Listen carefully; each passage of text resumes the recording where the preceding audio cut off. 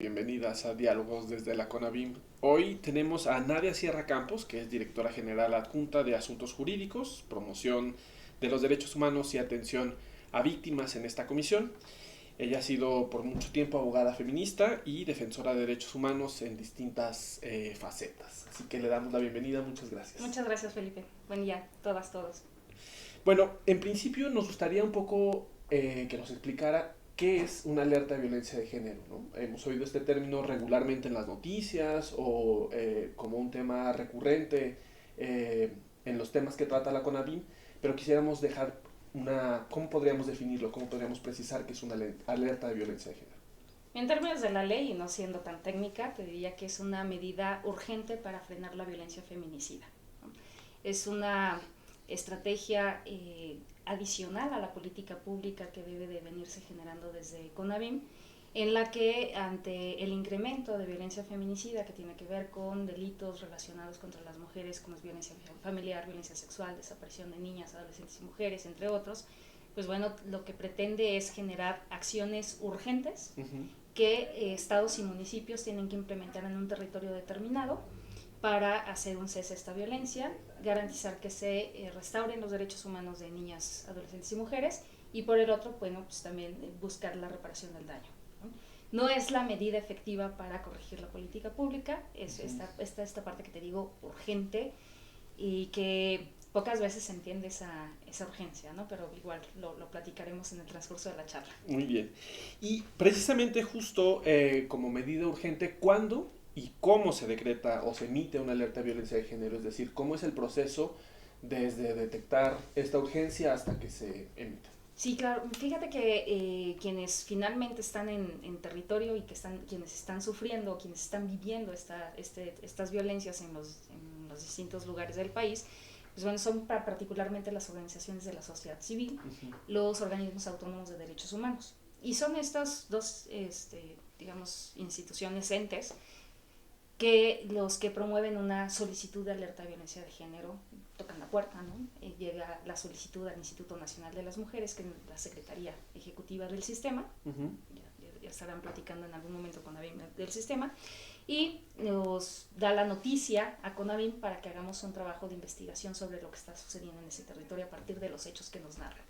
Para eso pues se tiene que integrar un grupo de trabajo, ¿no? Un grupo de trabajo que está integrado por CONAVIM y mujeres, la instancia de las mujeres en la entidad federativa que están reportando, que va a ir acompañando este trabajo, la Comisión Nacional de los Derechos Humanos y 4 académicas, 2 nacionales, 2 locales, que van a ir haciendo este trabajo de investigación.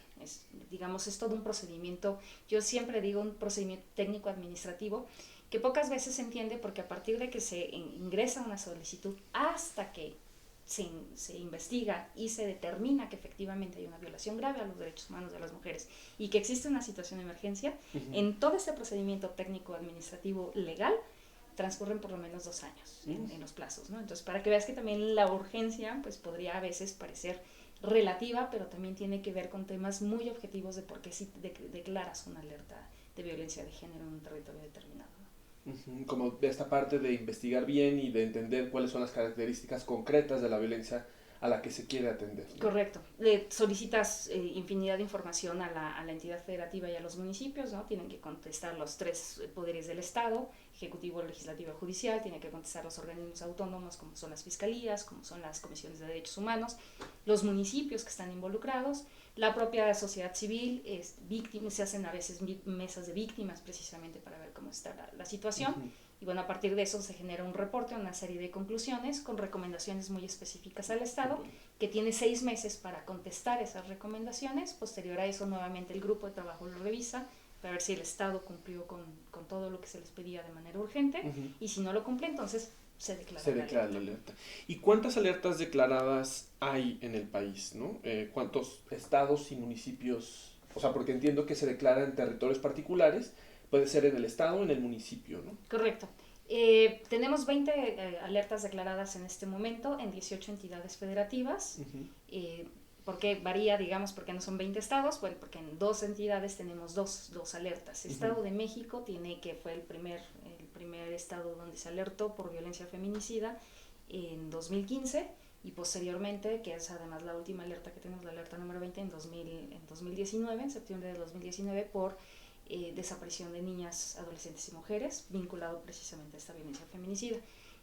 Y en Veracruz tenemos una alerta por violencia feminicida y una alerta por agravio comparado, violación a derechos humanos de las mujeres, particularmente con lo que tiene que ver a su derecho a interrumpir voluntariamente el embarazo, ¿no? Y el acceso a todos los servicios que especifica la norma oficial mexicana 046 de la Secretaría de Salud, ¿no? Interrupción voluntaria del embarazo. En ese sentido, son esas dos, o más bien, ¿cuál sería la diferencia sustancial entre estas dos tipos de alerta? La de por violencia feminicida, que queda mucho más clara, y la de agravio comparado. Bueno, violencia feminicida, como te decía al principio, tiene que ver con violación a derechos humanos de las mujeres y particularmente comisión de delitos que tienen que ver con violencia familiar, violencia sexual, desaparición, entre otras violencias. Y la de agravio comparado tiene que ver con una legislación que violenta o no determina de manera integral los derechos humanos de las mujeres, ¿no? Coloquialmente las organizaciones de la sociedad civil lo han hablado como los derechos de primera y de segunda, ¿no? Por ejemplo, en Ciudad de México tienes la posibilidad de una interrupción voluntaria del embarazo sin mayor requisito hasta las 12 semanas y en el resto del país no lo tienes, ¿no? Que es el argumento precisamente que tiene Veracruz al respecto, ¿no? En este momento tenemos 389 municipios en alerta por violencia feminicida, que son esos territorios específicos, y 212, que son todos los municipios de Veracruz, por agravio comparado, porque aquí sí es toda la entidad.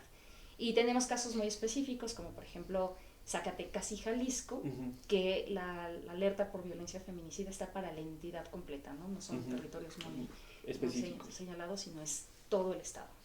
En ese sentido, cuando hablamos de la urgencia, que hablamos hace un momentito sobre la urgencia, ¿cuál es el papel de las autoridades locales de estados y municipios en la intervención a esta emergencia? Es decir, ¿qué les corresponde a ellos, que están en la localidad, en el territorio donde se declara, hacer en función de esta emergencia?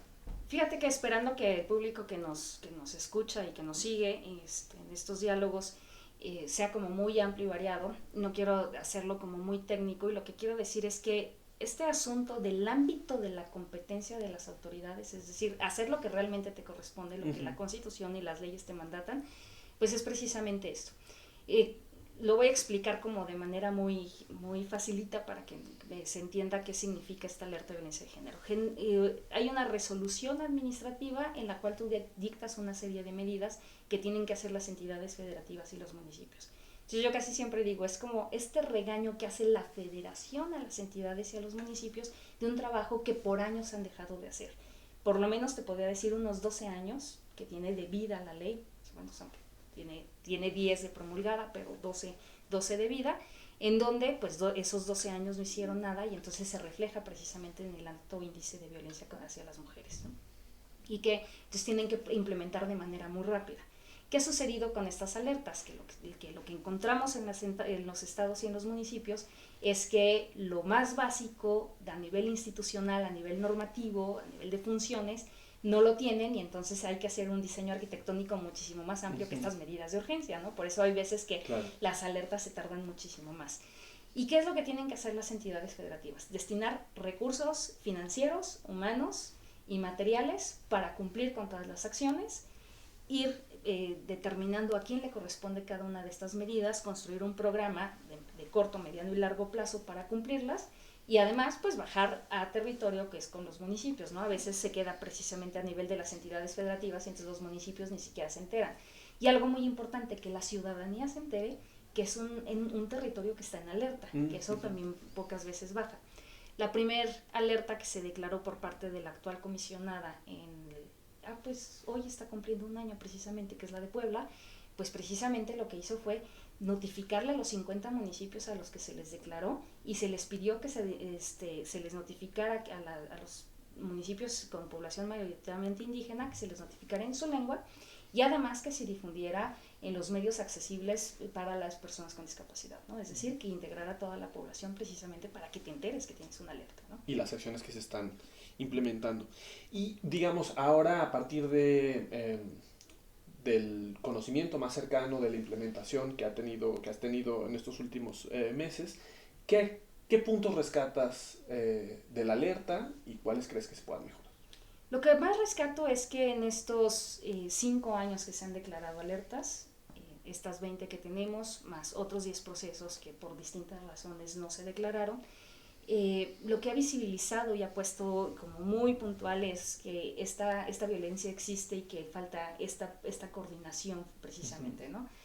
Y la otra es que la ciudadanía también se va involucrando con estos temas, ¿no? Te contaría una anécdota muy particular porque iba precisamente a una reunión de trabajo con el gobierno de San Luis Potosí y me subo al taxi que me iba a llevar del aeropuerto a la reunión y me dice el taxista, dice, oiga, pues es muy peligroso que usted venga sola, ¿no? Abordando el taxi, porque yo no sé si usted sepa que estamos en alerta de violencia de género. Y yo decía, no me diga, le dije, ¿y cómo es eso? Y entonces él ya me empezaba a contar cómo lo visualizaba. Entonces creo que también este asunto de involucrar a la sociedad sobre estos temas, pues hace que también pues el trabajo que se hace desde CONAVIM, desde las distintas áreas, no sea en vano, y que también la ciudadanía nos vaya ayudando, ¿no? Entonces creo que esta visibilización ha sido lo más importante. ¿Qué fallas le veo a la alerta? Estos plazos que te digo, pareciera que es una situación de emergencia, pero entonces la emergencia se declara hasta 2 años después. Acotaría plazos en algunos momentos y sería como muy específica y tendría que haber un rediseño a nivel reglamentario, no a nivel de ley, sino a nivel reglamentario, de los plazos, de temas muy objetivos de en qué momento declaras la alerta y en qué momento levantas esa declaratoria, ¿no? Porque no hay una situación específica. O sea, al día de hoy, con 20 alertas, no sabemos si se levanta esta alerta cuando disminuyen las cifras de violencia feminicida, que sería lo ideal, o cuando el Estado cumplió todas las medidas. Yo te diría, por ejemplo, Michoacán con 4 años que tiene de alerta de violencia de género, al día de hoy ya casi cumple al 100% sus medidas.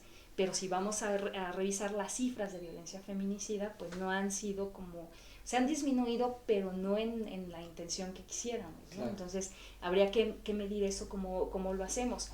Y que también fuera un incentivo de levantar una alerta en el sentido de que esta política pública emergente pues sea una política pública permanente de la entidad federativa, ¿no? Más entonces, preventiva que reactiva. Exactamente. Entonces, creo que indicadores que nos permitan también medir el impacto y el resultado que está teniendo precisamente estas medidas, ¿no? Hay medidas que son tan amplias que a veces, por ejemplo, Zacatecas me dice, pues yo esa jamás la voy a poder cumplir, ¿no? Que entonces son buenas intenciones que en términos de política pública no las podemos implementar, pero que necesitamos mucha creatividad, ¿no? Entonces en todo ello pues siempre hay que meter acelerador para decir que efectivamente es emergente. Emergente, o sea que se note no es para en siempre, el diseño, ¿no? claro. Es transitoria. Y bueno, finalmente ahora con la situación sanitaria que vive el país, pues ¿qué pasa con las alertas estas y con estas acciones? ¿Siguen pendientes, siguen en pie? Todo el trabajo continúa desde la Secretaría de Gobernación, y lo que se determinó también por parte de la Secretaría de Salud es que los temas prioritarios para el país no se detienen, y entre ello pues tiene que ver la violencia contra las mujeres. No es un tema que se pueda parar, como son por ejemplo los refugios y los temas de atención y demás. Entonces CONAVIM tiene un trabajo muy importante ahí. El tema de los grupos interinstitucionales que le dan seguimiento a las alertas siguen funcionando, aprovechando pues la tecnología. Estamos llevando a cabo sesiones vía Zoom entre los grupos para facilitarlo, ¿no? Se está revisando los informes que han presentado los estados respecto a sus avances, y entonces también ahí se están haciendo las votaciones y las revisiones en línea y demás. Que sí, en este momento, y eso pues tiene que ver precisamente con el tema de la sana distancia, las visitas in situ para la investigación de 2 alertas nuevas que tenemos solicitadas en este momento, como son Tlaxcala y Baja California, está detenido. Emitimos un pronunciamiento al respecto sobre por qué está detenido este trabajo, pero en cuanto pase la emergencia sanitaria haremos ese trabajo de investigación, eso sin que se deje de optimizar cómo nos va a proporcionar información del Estado, ¿no? Y bueno, finalmente, igual en este mismo contexto, ¿qué medidas adoptaron con los tribunales superiores de justicia para su operación en estos días? Claro, es una pregunta muy interesante, sobre todo porque el acceso a la justicia es importante frente a llamadas de emergencia, ¿no? Uh-huh. Hace rato estuve en una reunión con Secretaría de Gobernación en donde estaban dando un reporte de las llamadas a 911 y estas emergencias a partir de la violencia familiar, y pues sí, se han ido incrementando en relación al mismo mes del año pasado, ¿no? Uh-huh. Todavía sin demostrar una hipótesis de que sea por esta emergencia sanitaria que nos mantiene en casa, o si otra dinámica es la que ha generado que hayan incrementado estas llamadas al 911. Entonces, en ese sentido, a partir de que nosotros detectamos que los tribunales empezaban a cerrar sus puertas y a decir se suspenden los plazos y se suspenden las actividades, emitimos un comunicado a los 32 poderes judiciales locales diciéndoles hay temas muy específicos que no pueden parar y que son urgentes, ¿no? Separación de personas, medidas de protección, todo lo que tiene que ver con juicio de alimentos, que tiene que ver con la violencia patrimonial o económica, y todo lo que tiene que ver con el depósito de estas pensiones alimenticias. No me digas que por emergencia sanitaria no va a haber depósito para los alimentos, claro, ¿no? Entonces, a todos les pedimos que ante ello los juzgados de guardia tuvieran abierto para esos trámites urgentes y expeditos. Ahorita los 32 tribunales ya han implementado acuerdos al respecto y están funcionando. Algunos sí en todo, por ejemplo Quintana Roo, Sinaloa y algunos otros están como en ajustes y demás, pero todos tienen juzgados de guardia. Uh-huh. Y lo mismo hicimos, por ejemplo, con las fiscalías, ¿no? Les dijimos no pueden cerrar para temas que tienen que ver con violencia familiar, medidas de protección, violencia sexual y demás. Y bueno, con fiscalías pues es muchísimo más ágil también la respuesta, porque sí debe de estar un Ministerio Público de guardia a las 24 horas y todo el tiempo, ¿no? Bueno, pues muchísimas gracias, se nos ha acabado el tiempo y bueno, no sé, algo más que quiera abonar a la conversación. Muchas gracias, se nos agotó el tiempo, pero decirles que las alertas no son la solución completa para la violencia contra las mujeres, son urgentes y necesitamos acompañarla de otras muchas medidas que las entidades federativas, los municipios y la propia sociedad nos tienen que ayudar para disminuir la violencia contra niñas, adolescentes y mujeres.